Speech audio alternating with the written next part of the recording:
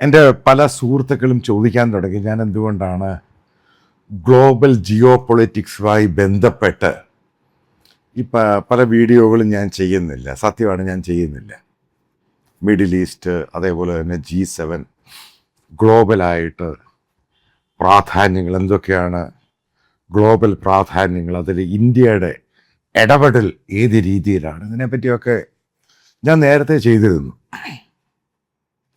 കഴിഞ്ഞ ഒരു വർഷം കൊണ്ട് ഞാനിത് വലിയ രീതിയിൽ അത് എടുക്കുന്നതിൻ്റെ കാരണം എന്താ, റീസൺ. അപ്പോൾ ആ റീസൺ പല ആൾക്കാരോടും പറയാൻ പറ്റും. അതിനു വേണ്ടിയാണ് വീഡിയോയിൽ പറയുന്നത്. കാരണം കഴിഞ്ഞ 1.5 വർഷം കൊണ്ട് ഓപ്പറേഷൻ സിന്ദൂറിന് ശേഷം ഗ്ലോബലായിട്ട് ഇന്ത്യൻ ഡിപ്ലോമസി, ഇന്ത്യയുടെ ഇൻവോൾവ്മെൻറ്റ് ഷാർപ്പായിട്ടൊക്കെ ഡിക്ലൈൻ ചെയ്തു. ഇതാണ് അതിൻ്റെ പ്രധാനപ്പെട്ട കാരണം. അപ്പം നമ്മളിപ്പോൾ ഒരു ഗ്ലോബൽ ജിയോ പൊളിറ്റിക്സുമായി ബന്ധപ്പെട്ട് ഒരു കണ്ടൻറ്റ് തയ്യാറാക്കുമ്പോൾ ഉറപ്പായിട്ടും അതിനകത്തൊരു ഇന്ത്യയുടെ ഇൻവോൾവ്മെൻ്റ് ഉണ്ടാകണം.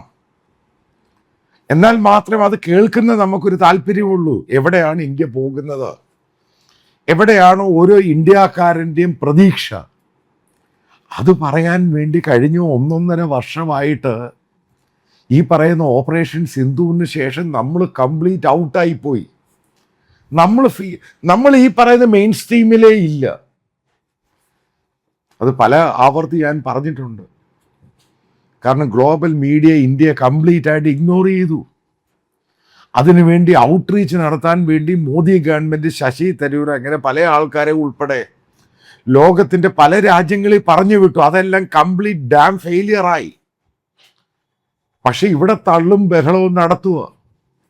അതായത് മോദി ഗവൺമെൻറ് കാണിച്ച ഏറ്റവും വലിയ മിസ്അഡ്വെഞ്ചർ അതായിരുന്നു ഓപ്പറേഷൻ സിന്ദൂർ എന്ന് പറയുന്നത്. ആ പറയുന്ന ഇന്ത്യൻ പ്രധാനമന്ത്രി, അതിൻ്റെ ഗ്ലോബൽ സ്റ്റാറ്റസ് ഉണ്ട്, എത്രമാത്രം ഉയരത്തിലാണ്.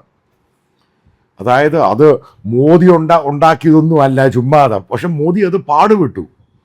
2014 ശേഷം വളരെയധികം ഹാർഡ് വർക്ക് ചെയ്ത് ആൾക്കാരെയൊക്കെ വെച്ച്, നല്ല മിനിസ്റ്റേഴ്സിനെയും ബ്യൂറോക്രാറ്റ്സിനെയും ഡിപ്ലോമാറ്റ്സിനെയും ഒക്കെ വെച്ച് അത് ഹാർഡ് വർക്ക് ചെയ്ത് നമ്മളത് സ്റ്റെബിലൈസ് ചെയ്ത് മുന്നോട്ട് കൊണ്ടുപോയ സമയത്താണ് ഈ സംഭവം ഉണ്ടായി പെട്ടെന്ന് കീഴ്പോട്ടങ്ങ് വീഴുന്നത്. അതിനുശേഷം ഓരോ സംഭവങ്ങൾ നമുക്ക് അടികിട്ടി. റഷ്യൻ ക്രൂഡ് മേടിച്ചു. യൂറോപ്യൻ രാജ്യങ്ങളുമായിട്ട് മുഴുവൻ നമ്മൾ പിണങ്ങി. ബേസിക്കലി നമ്മൾ പിണങ്ങി. കാരണം അവർ നമ്മളെ പിന്നെ മൈൻഡ് ചെയ്യാതായി. കാരണം അതാണ് റഷ്യ ഉക്രൈൻ വാറിൽ യൂറോപ്യൻ രാജ്യങ്ങളുടെ പ്രത്യേകത. ഇപ്പോഴ് ടർക്കിയിൽ നാറ്റോ രാജ്യങ്ങളുടെ മീറ്റിംഗ് നടക്കുകയാണ്. പ്രസിഡന്റ് ട്രംപ് വന്നിട്ടുണ്ട്. നിങ്ങൾ മനസ്സിലാക്കണം, ഈ നാറ്റോ രാജ്യങ്ങളും യൂറോപ്യൻ രാജ്യങ്ങളും EU രാജ്യങ്ങളും ഈ ട്രംപ് എന്ത് പറഞ്ഞാലും അവർ അമേരിക്കയെ വിട്ട് പോകാൻ പറ്റത്തില്ല. അതിൻ്റെ അകത്ത് ഒന്നാമത് ട്രേഡ്, രണ്ടാമത് അവരുടെ സെക്യൂരിറ്റി. ഈ അമേരിക്ക എന്ന് പറഞ്ഞ രാജ്യം വിഡ്രോ ചെയ്ത് കഴിഞ്ഞാൽ അവർ പെട്ടുപോകും. അതതിൻ്റെ കാര്യം. കാരണം അവരെപ്പോഴും ഈ പറയുന്ന അവരുടെ സെക്യൂരിറ്റി മാറ്റർ ചെയ്യും. കാരണം ഇവർക്കെല്ലാം അമേരിക്ക അവരുടെ സൂപ്പർ ബോസ് തന്നെയാണ്. അങ്ങനെയാണ് ആ രാജ്യം കൊണ്ടുപോകുന്നത്. അങ്ങനെയാണ് അമേരിക്കയുടെ റോൾ എന്ന് പറയുന്നത്. ഇന്ത്യൻ പ്രധാനമന്ത്രിയും ട്രംപുമായിട്ടുള്ള അടുപ്പം, അതിൻ്റെ പേരിലാണ് ഇന്ത്യക്ക് G7 അത് പെർമനൻ്റ് ഇൻവൈറ്റി. അങ്ങനെ പല രീതിയിലും പല ഗ്ലോബൽ ഫോറത്തിലും ഇന്ത്യ 1ാം സ്ഥാനത്തിലോട്ട് കയറി വന്നു. നിങ്ങൾ മനസ്സിലാക്കുക, ഈ അടുത്ത സമയത്ത് ദ ഗാർഡിയൻ എന്ന് പറഞ്ഞ ഇൻ്റർനാഷണൽ ന്യൂസ് പേപ്പർ ഉണ്ട്. ലോകത്തിൽ 5 ന്യൂസ് പേപ്പർ എടുക്കുകയാണെങ്കിൽ അതിൽ റേറ്റിംഗ് വെച്ച് നോക്കുകയാണെങ്കിൽ 2ഓ 3ഓ സ്ഥാനത്ത് ഇരിക്കുന്ന ഗ്ലോബലായിട്ട് വെൽ റെക്കഗ്നൈസ്ഡ് ആയിട്ടുള്ള ഒരു ന്യൂസ് പേപ്പറാണ് ദ ഗാർഡിയൻ. ആ ഗാർഡിയൻ ന്യൂസ് പേപ്പറിൽ ഇന്ത്യൻ കറസ്പോണ്ടൻ്റ്, അവരെ എനിക്കറിയാവുന്നവർ, അവരെഴുതിയൊരു ആർട്ടിക്കിൾ നിങ്ങൾ വായിച്ചു നോക്കണം. ഇന്ത്യൻ പ്രധാനമന്ത്രി ലോകത്ത് പല രാജ്യങ്ങളിലും പോകുന്നത് ഈ പറയുന്ന അവാർഡ് മേടിക്കാൻ നാണക്കെട്ട് പോയി. ഏതെങ്കിലും ഒരു ഇന്ത്യൻ പ്രധാനമന്ത്രിയെ പറ്റി ഏതെങ്കിലും ഒരു ഗ്ലോബൽ ന്യൂസ് പേപ്പർ ഇങ്ങനെ റിപ്പോർട്ട് ചെയ്തിട്ടുണ്ടോ? അതായത് അവാർഡ് കിട്ടുക, ലോകത്തെവിടെയും കേൾക്കാത്ത അവാർഡുകൾ വാങ്ങുക. അതിനകത്തൊരു കോട്ട് ചെയ്തിട്ടുണ്ട്. സീഷെൽസിൽ പോകുന്നൊരു ചെറിയ രാജ്യം, അവിടെയും പോയി അവാർഡ് മേടിച്ചു. ആ അവാർഡിനകത്ത് എഴുതിയ കാര്യങ്ങൾ തെറ്റാണ്, അത് AI ക്രിയേറ്റ് ചെയ്യാൻ അങ്ങനെ ഒരു അവാർഡില്ല. അത് കഴിഞ്ഞ് ഇസ്രായേലിൽ പോയി മേടിച്ച അവാർഡ്, അത് ലോകത്താർക്കും അവാർഡ് കൊടുത്തിട്ടില്ല. ആദ്യമായിട്ട് മോദിയുടെ പേര്, അവാർഡിൻ്റെ പേര് പോലും കേട്ടിട്ടില്ല. അങ്ങനെ പല രാജ്യങ്ങളിലെ പല അവാർഡ് വെച്ചിട്ട്, അതായത് ഇന്ത്യൻ കാരണം എൻ്റെയും കൂടെ നിങ്ങളുടെയും പ്രധാനമന്ത്രിയാണ്. അപ്പം അദ്ദേഹത്തെ പറ്റി ഇങ്ങനൊരു രീതി പറയുകയാണ് ഒരു ഇൻ്റർനാഷണൽ ഗ്ലോബൽ ന്യൂസ് പേപ്പർ. നിങ്ങൾ ആലോചിക്കുക, എന്ത് നാണക്കേട് ഈ സംഭവം. അതായത് ഭൂലോക നാണക്കേട്. അതായത് വിശ്വഗുരുവായിരുന്ന മോദിയെ പറ്റിയാണ് ഈ പറയുന്നത്. ലോകത്തെവിടെയും കേൾക്കാത്ത ചില രാജ്യങ്ങളിൽ പോയി അവാർഡ് മേടിക്കാൻ പോകുന്നു. അവാർഡ് കിട്ടുകയെന്ന് പറഞ്ഞാൽ അവിടെ ഫ്ലൈറ്റ് എടുത്തുകൊണ്ട് പോകുന്നു, അവിടെ പങ്കെടുക്കുന്നു. അതിൻ്റെ ഇന്ത്യയിലുള്ള പത്രങ്ങളിൽ സോഷ്യൽ മീഡിയയിൽ പോസ്റ്റ് ചെയ്യുന്നു. അല്ലാതെ അവിടെ ഒരു കുന്തവും നടക്കുന്നത് 1.5 ലക്ഷമുള്ള ആ റിപ്പോർട്ടിൻ്റെ അവസാനം അതിൻ്റെ കമൻറ്റുകൾ 1.5 ലക്ഷം 2 ലക്ഷം ആകെ ജനസംഖ്യയുള്ള ദ്വീപുകൾ അവിടെ പോകുന്നു. അങ്ങനെയാണ് ഇന്ത്യയുടെ നോർത്ത് ഈസ്റ്റ് സ്റ്റേറ്റുകളിൽ ഇദ്ദേഹത്തിന് 1-2 ദിവസം താമസിച്ചുകൂടായോ? ഇന്ത്യ എന്ന് പറഞ്ഞ മഹാരാജ്യം, എത്രയോ സ്റ്റേറ്റുകളിൽ അദ്ദേഹത്തിന് പോകാം. എന്തിനാ ഇതേപോലെ ചെറിയ ചെറിയ രാജ്യങ്ങളിൽ പോകുന്ന ചോദ്യത്തിന് പ്രസക്തിയുണ്ട്. അതേപോലെ തന്നെ ഗ്ലോബൽ എക്കോണമിയിൽ നമ്മൾ താപ്പോട്ട് പോയി. ഫാസ്റ്റസ്റ്റ് ഗ്രോയിങ് എന്ന് പറഞ്ഞ സംഭവത്തിൽ നമ്മൾ താഴെ പോയി. ഗ്ലോബിൽ നമ്മൾ ടെക് പവറായിരുന്നു. IT-യുമായി ബന്ധപ്പെട്ട് അത് ഷിഫ്റ്റ് ചെയ്ത് AI വന്നു. നമ്മൾ എവിടെയും ഇല്ലാതായിപ്പോയി. ഇതെല്ലാം അമേരിക്കയുമായിട്ടുള്ള ബന്ധത്തിൻ്റെ പേരിലുണ്ടായ പ്രശ്നമാണിതെല്ലാം. ബേസിക് ഇഷ്യൂ എന്ന് പറയുന്നത് അതിനെ മാനേജ് ചെയ്യാൻ, റിപ്പയർ ചെയ്യാൻ മോദി അതിൻ്റെ മാക്സിമം ശ്രമിച്ചു. ഒരു പുല്ലും നടക്കുന്നില്ല. അതതിൻ്റെ കാര്യം. അതായത് മിഡിൽ ഈസ്റ്റുമായി ബന്ധപ്പെട്ട് ഇന്ത്യക്ക് വലിയൊരു റോള് പ്ലേ ചെയ്യാനുണ്ടായിരുന്നു. റഷ്യ ഉക്രൈൻ ഇന്ത്യക്ക് ക്ലിയറായിട്ട് റോള് പ്ലേ ചെയ്യായിരുന്നു. ഇന്ത്യ ചെയ്തില്ല. ഇന്ത്യ അവിടെ റഷ്യയുടെ ഓയിൽ മേടിച്ച് ഇവിടെയുള്ള പല ബിസിനസ് ഫാമിലികളെ സഹായിച്ചു. ഗ്ലോബലായിട്ട് നമ്മൾ നാണം കെട്ടു. ഈ പറയുന്ന എല്ലാ രാജ്യങ്ങളും, ഇൻക്ലൂഡിങ് അറബ് രാജ്യങ്ങളുമായിട്ട് പോലും. മറ്റു പല റിപ്പോർട്ടുകൾ പറയുന്നു, പല രാജ്യങ്ങളിൽ ഇന്ത്യൻ ഡിപ്ലോമാറ്റ്സ് അവരുടെ രാജ്യങ്ങളിൽ ആവശ്യപ്പെടുകയാണ് ഇന്ത്യൻ പ്രധാനമന്ത്രി അങ്ങോട്ട് ഇൻവൈറ്റ് ചെയ്യാൻ. അതായത് ഡെലിബറേറ്റ് ആയിട്ട്. അതേപോലെ ഇന്ത്യൻ പ്രധാനമന്ത്രി ഡിമാൻഡ് ചെയ്യുകയാണ് മറ്റു പല രാജ്യങ്ങളുടെയും പ്രൈം മിനിസ്റ്ററും പ്രസിഡന്റ് ഇങ്ങോട്ട് വരാൻ വേണ്ടി നിർബന്ധിക്കുകയാണ്. കാരണം നമ്മൾ വല്ലാതെ ഐസൊലേറ്റഡ് ആയിപ്പോയി.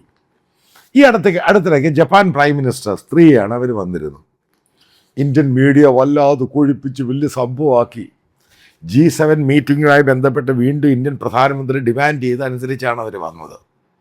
അപ്പോൾ അതിനകത്ത് പറഞ്ഞു AI അത് ഇത്. ബേസിക്കലി എന്തിനാണ് ജാപ്പനീസ് പ്രൈം മിനിസ്റ്റർ ഇന്ത്യയിൽ വന്നത്? ഉദ്ദേശ ലക്ഷ്യം എന്ന് പറയുന്ന റെയർ എർത്ത് സാധനമാണ്. ചൈനയൊക്കെയാണ് ഡോമിനേറ്റ് ചെയ്തിരിക്കുന്നത്. അത് ഇന്ത്യയിൽ അത് ഉണ്ടാക്കണം. ഇന്ത്യയിൽ അത് ഡിപ്പോസിറ്റ് ഉണ്ട്. കാരണം ഇത് ജപ്പാനിലും കൊറിയയിലും മറ്റ് പല ഡെവലപ്ഡ് രാജ്യങ്ങളിൽ ഈ പറയുന്ന റെയർ എർത്ത് സ്ട്രോങ് മാഗ്നറ്റ് ഉണ്ടാക്കാൻ പറ്റത്തില്ല. അതിഭയങ്കരമായി എൻവയോൺമെൻ്റൽ ഇഷ്യൂ ഉണ്ട്. കാരണം ഇതിൻ്റെ വേസ്റ്റ് എന്ന് പറയുന്നത് അത് എവിടെ ഇട്ട് കഴിഞ്ഞാലും പിന്നെ അതെല്ലാം പോയി. അപ്പോൾ ഇന്ത്യയിൽ അത് ഉണ്ടാക്കണം. അപ്പോൾ ഇന്ത്യ ഡിപ്പെൻഡ് ചെയ്യണം. അതിനു വേണ്ടിയാണ് അവർ വരുന്നത്. അപ്പോൾ കാര്യങ്ങളുടെ പിടി എന്ന് പറയുന്നത് ജിയോ പൊളിറ്റിക്സിൽ ഇന്ത്യ ഒരു സംഭൂജ്യമായിട്ട് അങ്ങ് മാറി. പിന്നെ ഞാൻ ഇതുമായി ബന്ധപ്പെട്ട് ഇന്ത്യയുടെ റോൾ എന്തുവാ? G7 അകത്ത് എന്തുവാ ഇന്ത്യക്ക് റോൾ? ഒരു റോളുമില്ല. ഈ പറയുന്ന ഫ്രാൻസ് ആണെങ്കിലും UK ആണെങ്കിലും ജർമ്മനി ആണെങ്കിലും ഈ റഷ്യയിൽ നിന്ന് ഓയിൽ മേടിച്ചുമായി ബന്ധപ്പെട്ട് അവരൊക്കെ ഇവിടെ വന്നത് അവർ ബിസിനസ് നടത്താൻ വേണ്ടി വന്ന്. എന്ത് ബിസിനസ് നടത്തിയത്? Simple business. അവർക്കെല്ലാം വെപ്പൺസ് ഇന്ത്യക്ക് സപ്ലൈ ചെയ്യും. ഫ്രാൻസ് റഫേലുമായി ബന്ധപ്പെട്ട് എയർബസുമായിട്ടുള്ള ഡീലുമായിട്ട് കയറി വന്നതാണ്. ജർമ്മനി വന്നത് അന്തർവാഹിനികൾ, അതുമായി ബന്ധപ്പെട്ട സംഭവം, അതും ഡീല് സൈൻ ചെയ്തു. കീർ Starmer British prime minister India വന്നത് എന്തിനാണ്? അവിടെ നിന്നുള്ള മിസൈൽസ്, അതായത് എയർ ടു എയർ മിസൈൽസ് വിൽക്കാൻ വേണ്ടി. അതായത് നമ്മളിപ്പോൾ പേ ചെയ്യുകയാണ് ആ ചെയ്ത പരിപാടിക്ക്. ഈ ഒരു സ്ഥിതിയിലാണ് നമ്മൾ പോകുന്നത്. അപ്പോൾ അങ്ങനൊരു റോള് ഇന്ത്യക്ക് ഗ്ലോബലായിട്ട് എടുക്കാൻ സാധിക്കുന്നില്ല. ചൈനയുമായിട്ട് ലോഹ്യമാണോ? അല്ല. ഈ അടുത്ത സമയത്ത് അരുണാചൽ ഇഷ്യൂ കിടക്കുകയാണ്. അവിടുത്തെ ലോക്കൽസും അവിടുത്തെ ലോക്കൽ മീഡിയ റിപ്പോർട്ട് ചെയ്യുന്നത് വീണ്ടും 16 മുതൽ 60 കിലോമീറ്റർ ചൈന ഇൻട്രൂഷൻ നടത്തി. ഇതിൻ്റെ സത്യാവസ്ഥ എനിക്കറിയത്തില്ല. ഇതൊക്കെ സോഷ്യൽ മീഡിയ വരുന്ന ഓരോ പോസ്റ്റുകളും ഇതൊക്കെയാണ്. ഗവൺമെൻറ് ഓഫ് ഇന്ത്യ ഇതിനെപ്പറ്റി മിണ്ടുന്നൊന്നുമില്ല. പാകിസ്ഥാനുമായിട്ട് ആ ഒരു സന്ദർഭത്തിൽ ഇന്ത്യ അത്രമാത്രം താഴ്ന്നു, അത്രമാത്രം പാകിസ്ഥാൻ കയറി വന്നു. ചൈനയ്ക്ക് പ്രാധാന്യം കിട്ടി. ഗ്ലോബൽ രാജ്യങ്ങളിടയ്ക്ക് ഈ പറയുന്ന യൂറോപ്പും അമേരിക്കയും ഇന്ത്യ ചൈനയുമായിട്ടാണ് മാച്ച് ചെയ്ത് കൊണ്ടുവന്നുകൊണ്ടിരുന്നത്. ആ സമയത്താണ് നമ്മൾ ഈ ഇഷ്യൂവിൽ കയറി ഇടപെടുന്നത്. അതിൽ നമ്മൾ ഒറ്റപ്പെട്ടു പോയി. ആ സമയത്ത് പാകിസ്ഥാൻ കയറി വരുന്നു, ചൈന കയറി വരുന്നു. ചൈന നേരത്തെ ഉണ്ട്, അവർ സ്റ്റെബിലൈസ് ചെയ്തു. അപ്പം ഈ ഒരു വലിയ ട്രാജഡിയും പൊട്ടത്തരവും മോദി ഗവൺമെൻറ് കാണിച്ചതിൻ്റെ പേ ചെയ്യുകയാണ് നമ്മൾ. ഗ്ലോബലായിട്ടുണ്ടായ ഇഷ്യൂ നിങ്ങൾക്കറിയാം. എല്ലാ ഇന്ത്യക്കാർക്കെതിരെയും പ്രശ്നമാണ്. അമേരിക്കയിൽ വലിയ പ്രശ്നം നടക്കുകയാണ്. ഇപ്പോൾ അമേരിക്കയിലെ ഫ്ലോറിഡയിൽ അവിടുത്തെ കോൺഗ്രസ്മാൻ ഡെമോക്രാറ്റാണ്. അദ്ദേഹത്തോട് വരെയാണ് അവിടെയുള്ള ആൾക്കാർ വിളിച്ച് ചോദിക്കുന്നത് എന്നാണ് നിങ്ങൾ ഇന്ത്യയിലൂടെ തിരിച്ചു പോകുന്നത്. ആലോചിച്ച് നോക്കുക. എല്ലാ ഇന്ത്യക്കാരോടും പ്രശ്നം നേരിടുകയാണ്. ഗ്ലോബലായിട്ട് ഇന്ത്യക്കാർക്ക് പ്രശ്നം നേരിടുകയാണ്. അതേപോലെ ഇന്ത്യയിലെ ക്രിസ്ത്യൻ അറ്റാക്ക് ഒരു ഭാഗത്ത് സംഘപരിവാർ നടത്തുന്നു. അതിൽ ഇന്ത്യയുടെ ഭയങ്കരമായിട്ട് ഇന്ത്യയുടെ ഇമേജ് ഡെൻഡ് ചെയ്തു പോയി. ഈ പറയുന്ന ഗ്ലോബൽ ലീഡേഴ്സൊക്കെ ചോദിക്കുക. അപ്പോഴൊക്കെ ഗവൺമെൻറ് ഓഫ് ഇന്ത്യ പറയുന്നത് 140 കോടി ജനമുള്ള രാജ്യമാണ്, ഇതേപോലെയുള്ള ഇഷ്യൂ ഉണ്ടാകും. പക്ഷേ ഇഷ്യൂവിനൊരു പരിമിതിയുണ്ട്. ഇപ്പോൾ കഴിഞ്ഞിടയ്ക്കൊക്കെ ബംഗാളിൽ അവിടെ BJP സർക്കാർ വന്നു. അവിടെ പുതിയതായിട്ട് പള്ളി വരുന്നത് അടിച്ചു പൊളിക്കുന്നു, നശിപ്പിക്കുന്നു. വേറെ ഭാഗത്ത് ഛത്തീസ്ഗഡ്, മണിപ്പൂർ, മറ്റുള്ള ഭാഗത്ത് ക്രിസ്ത്യൻസിനെതിരെ അറ്റാക്ക്. നേരത്തെ മുസ്ലിംസിനെതിരെയായിരുന്നു.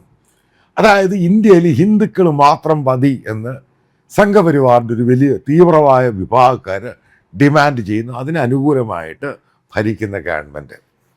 അതായത് മോദി ഗവൺമെൻറ്റിന് വോയിസ് ഇല്ലാതായി ഗ്ലോബലി ഉള്ള സത്യമാണ്. അപ്പോൾ ഇങ്ങനൊക്കെ വന്നു കഴിഞ്ഞ സമയത്ത് ഇവിടെ എവിടെയാണ് ഇന്ത്യക്ക് റോൾ? എന്തുവാ ഇന്ത്യക്ക് റോളില്ല. ഗ്ലോബലി വലിയ സംപൂജ്യമാണ് ഇന്ത്യയുടെ റോൾ. ഒരു റോളും ഇല്ലാതായി. ഒരു ഗ്ലോബൽ ഫോറത്തിലും ഇന്ത്യ പറയുന്നത് കേൾക്കാൻ ആളില്ല. ഇന്ത്യ ഒരു പേരിനൊരു ഇൻവൈറ്റ് മാത്രമേ ഉള്ളൂ. അതായത് ലോകം മുഴുവനും ചെറുതും വലുതുമായ രാജ്യങ്ങളിൽ ഇന്ത്യൻ പ്രധാനമന്ത്രി പോയി ഇതെങ്ങനെങ്കിലും സെറ്റിൽ ചെയ്യാൻ ശ്രമിക്കുകയാണ്. പക്ഷേ ഏറ്റവും പ്രധാനപ്പെട്ട പോയിന്റ് എന്തുവാ? ഗ്ലോബൽ ജിയോ പൊളിറ്റിക്സും അതിൻ്റെ കൺട്രോൾ എന്ന് പറഞ്ഞത് അമേരിക്കയുടെ കയ്യിലാണ്. അവരുമായിട്ട് നല്ല ധാരണയിൽ പോയില്ലെങ്കിൽ ഇന്ത്യയുടെ എല്ലാ സെക്ടറിലും ഇന്ത്യയുടെ ഗ്ലോബലായിട്ടുള്ള ഇമേജിനെ വരെയാണ് ഇത് ഡീപ്പായിട്ട് ബാധിച്ചു തുടങ്ങിയത്. ഇന്ത്യയുടെ IT സെക്ടർ നോക്കുക, ഇന്ത്യയുടെ എക്കോണമി നോക്കുക. സിമ്പിളായിട്ട് എടുക്കുക. ഇന്ത്യയുടെ പാസ്പോർട്ട് 125 സ്ഥാനത്തിലോട്ട് പോയി. എവിടുന്ന്? നമ്മൾ 2014 എടുക്കുക, അതിനുശേഷം നോക്കുക. അപ്പം ഓരോ കാര്യങ്ങൾ എടുക്കുക. അപ്പം ആ രീതിയിൽ പോകുന്ന ഇന്ത്യയുടെ പ്രധാനമന്ത്രി, അതായത് ഗ്ലോബലായിട്ട് നമുക്ക് നാണക്കേട് തന്നെയാണ്. ഇതിനെ നമ്മൾ എങ്ങനെ തിരിച്ചു കൊണ്ടുവരും? ഇതാണ് ഇവിടുത്തെ ലക്ഷ്യം. അതുണ്ടെങ്കിൽ മാത്രമേ ഗ്ലോബൽ ജിയോ പൊളിറ്റിക്സിൽ ഇന്ത്യക്ക് പ്രാധാന്യമുള്ളൂ. ചില ആൾക്കാരും ചില യൂട്യൂബുകളൊക്കെ പറയുന്നു ഇന്ത്യ ഇസ്രായേൽ. മനസ്സിലാക്കുക, ഇസ്രായേൽ എന്ന് പറഞ്ഞ രാജ്യത്തിൻ്റെ ഗോഡ് ഫാദർ എന്ന് പറയുന്നത് അമേരിക്കയാണ്. അറേബ്യൻ രാജ്യങ്ങളുടെ ഗോഡ് ഫാദർ എന്ന് പറയുന്നത് അമേരിക്കയാണ്. പല യൂറോപ്യൻ രാജ്യങ്ങളുടെ ഗോഡ് ഫാദർ എന്ന് പറയുന്നത് അമേരിക്കയാണ്. പല രാജ്യങ്ങളുടെയും അവരെന്തു പറയുന്നു അതനുസരിച്ച് നിൽക്കുക. അതുമാത്രമാണ് ഈ രാജ്യങ്ങളുടെ ഒരേ ഒരു അജണ്ട. മാറിക്കഴിഞ്ഞാൽ അമേരിക്ക എന്ന് പറഞ്ഞ രാജ്യം അവരവരുടെ യഥാർത്ഥ സ്വഭാവം കാണിക്കും. അതായത് അമേരിക്ക എന്ന് പറയുന്ന ഗ്ലോബൽ പവർ തന്നെയാണ്. അവർ തന്നെയാണ് നിശ്ചയിക്കുന്ന ആര് നാളെ വേണം വേണ്ട എന്നത്. ഒരു മാറ്റവും വരാൻ പോകുന്ന 50 കൊല്ലവും 100 കൊല്ലം ഉണ്ടാകാൻ പോകുന്നില്ല. ഇന്ന് വ്ളാദിമിർ പുടിൻ അനുഭവിക്കുന്ന സംഭവം കാണുക. റഷ്യ ഉക്രൈൻ വാർ. ഗ്രാജുവലി ഉക്രൈൻ എന്ന് പറയുന്ന ഇപ്പോൾ റഷ്യയുടെ മേറി ബുൾഡോസ് ചെയ്യുകയാണ്.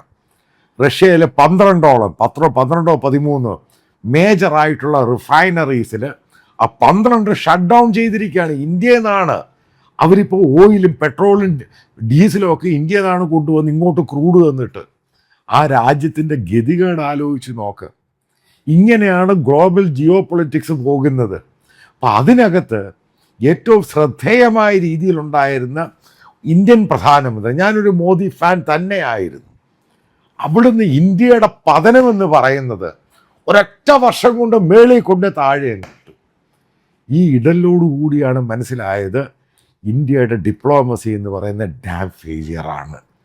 ഗ്ലോബലായിട്ട് ഇന്ത്യക്ക് കിട്ടിയിരുന്ന ഇമേജ് ശരിക്കും ബാധിച്ചു.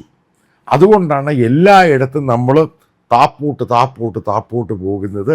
എക്കോണമി ആണെങ്കിലും പാസ്പോർട്ടാണെങ്കിലും ഗ്ലോബലായിട്ടുള്ള ഇൻഡെക്സ് എടുക്കുകയാണെങ്കിലും പട്ടിണി എടുക്കുകയാണെങ്കിലും പെർ ക്യാപിറ്റ GDP എടുക്കുകയാണെങ്കിലും ഇന്ത്യ താപ്പോട്ട് തന്നെ പോകുന്നു. 100% ഇന്ത്യ താപ്പോട്ട് തന്നെയാണ് പോകുന്നത്. ഇതിനൊരു മാറ്റം ഉണ്ടാകണം. മാറ്റം ഉണ്ടായാൽ മാത്രമേ ഇന്ത്യക്ക് ജിയോ പൊളിറ്റിക്സിൽ ശ്രദ്ധേയമായ സ്ഥാനത്ത് കൊണ്ടുവരാൻ സാധിക്കുകയുള്ളൂ. തള്ളും കള്ളത്തരവും നുണയും പറഞ്ഞുകൊണ്ട് മാത്രം പോയി കഴിഞ്ഞാൽ നമുക്ക് എവിടെയും ശോഭിക്കാൻ കഴിയുകയില്ല. ഗ്ലോബലായിട്ട് ഇന്ത്യക്കാർക്കൊരു നാണക്കേട് തന്നെയായി മാറി മോദി ഗവൺമെൻറ് എന്നുള്ള കാര്യത്തിലും ഒരു സംശയവുമില്ല.